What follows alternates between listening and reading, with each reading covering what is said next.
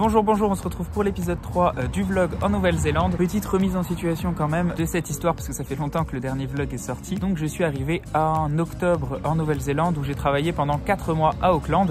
Et ce vlog là va raconter en fait tout ce que j'ai fait pendant ces 4 mois, ce que j'ai pu visiter de l'île du Nord ainsi que ce que j'ai pas pu visiter. Donc on va diviser ça en plusieurs parties. Comme j'ai fait entre guillemets 4 voyages pour visiter l'île du Nord, je vais vous parler à chaque fois et ensuite je vous dirai aussi ce que j'ai pas pris forcément le temps de faire ou les choses où j'ai pas eu de chance. Donc on est parti, je vous dis à tout de suite.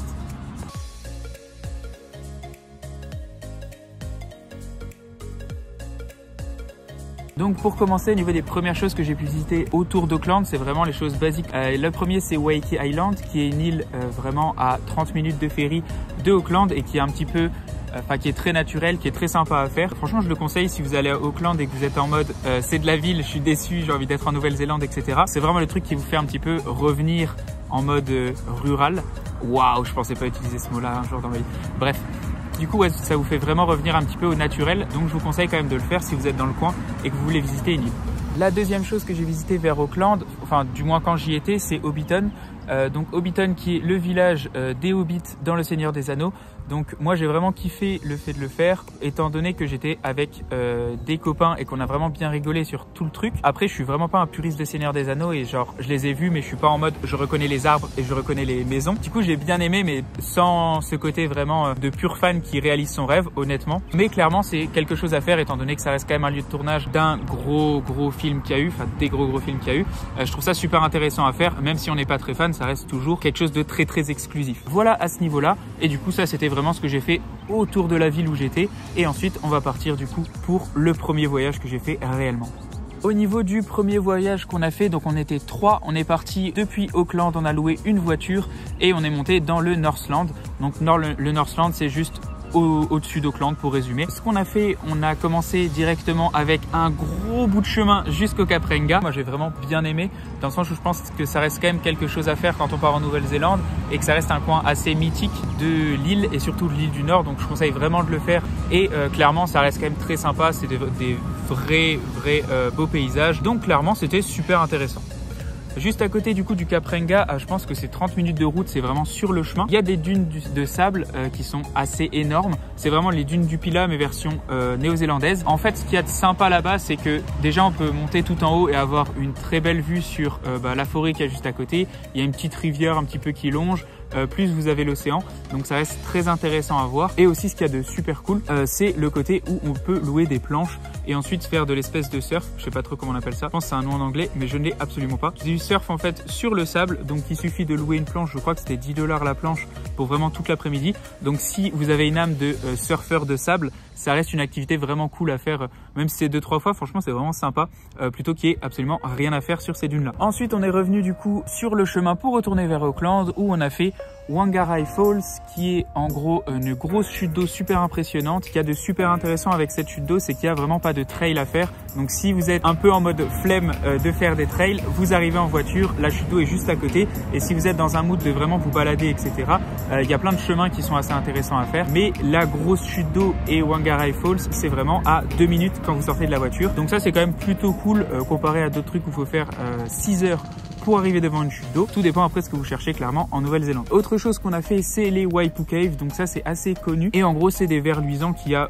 sur le plafond dans des caves. Donc nous ce qu'on a fait celle de Waipu qui était sur notre chemin et qui est gratuite mais elles ne le sont pas toutes et il y en a plusieurs en Nouvelle-Zélande. Ça reste quelque chose de super exclusif et de super rigolo à faire parce que moi j'ai jamais vu des vers luisants dans une cave. Bref, du coup je vous conseille juste vraiment de prendre des affaires où vous tenez pas trop, des shorts, des trucs comme ça parce que nous on a dû passer dans l'eau, enfin vous avez de l'eau jusqu'aux genoux pour passer. C'est vraiment des grottes très humides donc faut pas y aller avec votre bête de tenue quoi. La dernière chose qu'on a faite c'était Bay of Island, donc je compte pas vraiment comme l'avoir fait étant donné que nous on y est juste allé comme ça, on a vu un petit peu de loin mais déjà il faisait pas très beau et clairement pour le coup sur tout ce que je vous ai dit du Nord actuellement c'est des choses que vous pouvez y aller et tout est naturel et il n'y a pas besoin d'acheter quoi que ce soit mais clairement sur la Bay of Island si vous voulez profiter du moment au maximum et vous balader un peu entre les îles, je conseille vraiment de passer par l'endroit qu'il y a à ce moment-là pour louer des bateaux, pour vous balader de différentes façons mais vous allez clairement plus kiffer que si vous y allez comme ça et qu'il y a juste la baie devant vous et qu'en fait vous profitez juste de la vue. Donc c'est ce que je conseille. Au niveau du second voyage, on est parti du coup en dessous d'Auckland pour aller vers Rotorua. Donc Rotorua qui est une ville qui est connue pour l'activité géothermique. En gros, il y a beaucoup de sources chaudes et il y a pas mal de geysers. Donc c'est pour ça qu'on a été jusque là. Et sur le chemin, du coup, ce qu'on a fait, on a fait une petite rivière qui s'appelle le Blue Spring. Donc c'est de l'eau qui est clairement transparente où on voit toutes les plantes, etc. à travers. Franchement, c'est vraiment magnifique. Si vous avez l'occasion d'y aller, c'est vraiment super cool. Et en plus, moi je m'attendais vraiment à genre un spot où il y a beaucoup de touristes, etc. Et il n'y a vraiment qu'un seul endroit où on voit l'eau.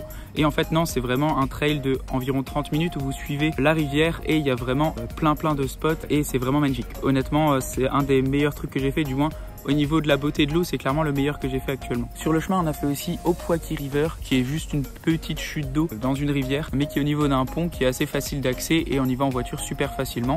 C'est sympa, c'est vraiment un truc qui reste 10-15 minutes, tu fais des 3 photos, c'est rigolo, mais franchement sans plus. Et ensuite, on a été à Rotorua du coup. Rotorua, au niveau de la ville, clairement, on n'a pas eu le temps de la visiter, donc ça sert à rien que je donne un avis pour les quelques heures qu'on a fait dans la ville. En tout cas, il y avait l'air d'avoir pas mal d'activités à faire. Seul truc qu'on a fait à Rotorua, par contre, c'est le parc géothermique qui coûte 80 $, je crois, ce qui est énorme.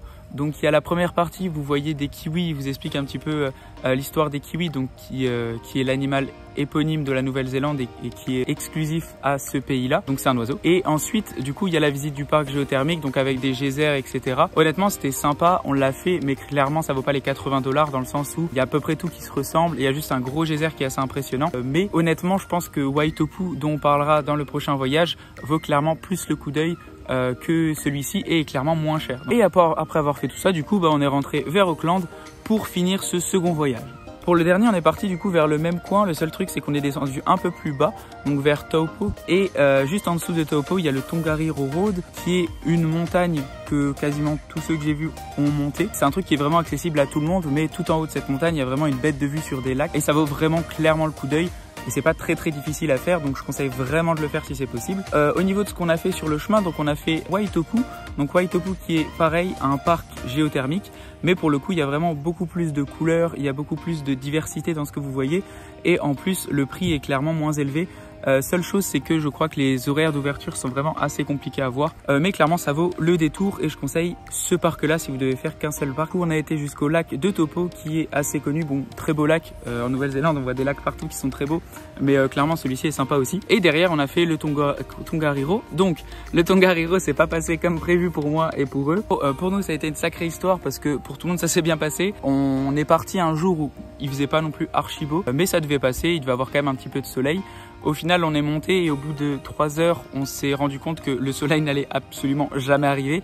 Donc on avait super froid, on n'avait pas de tenue non plus super adaptée parce qu'on n'est pas habitué à ce genre de choses. Donc on était trempés, le vent était super froid, il n'y avait aucun soleil pour nous réchauffer, il y avait de la brume qui nous empêchait de prendre ne serait-ce qu'un petit peu de plaisir à voir le paysage. Du coup c'était vraiment pas dingo, nous on n'est même pas monté jusqu'en haut parce que franchement ça servait à rien et que on sait jamais un peu ce qui peut se passer.